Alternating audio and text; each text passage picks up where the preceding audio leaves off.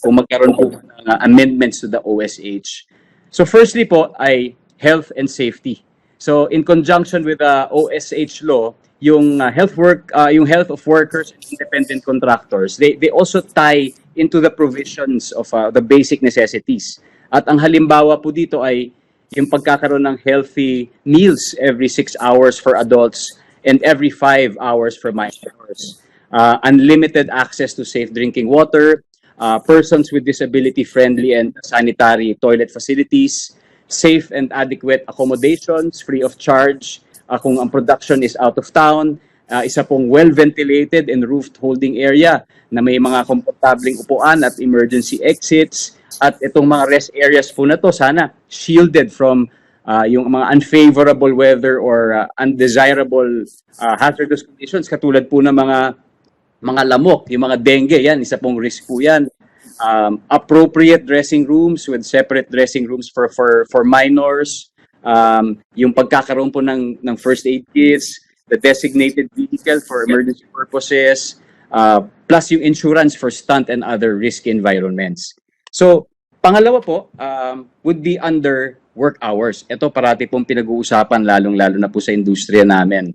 Ang aming pong suggestion at recommendation ay sana po magkaroon ng cap on work hours for the welfare of all workers in the production. Hindi lang po sa mga staff, sa crew, sa actors, pero sa lahat po ng manggagawa sa production. At ang aming pong recommendation sa actors as a product of our consultations ay a cap of 12 hours excluding mealtime. Next po, there should be sana a set turnaround time. Kasi as stated po sa International Labor Office, the legislative standard length of daily rest is generally between 10 to 12 consecutive hours in national legislation.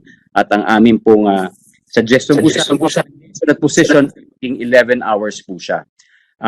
Next, sana po magkaroon ng compensable waiting time that includes pre and post-production work.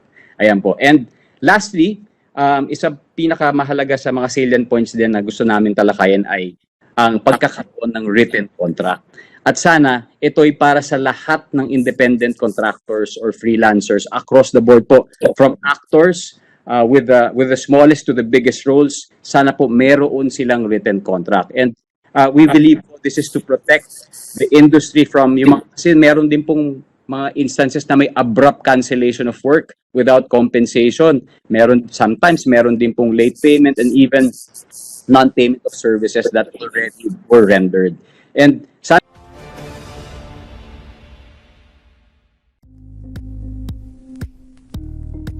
thank you for watching Politico TV. Please like and subscribe to our channel for more videos.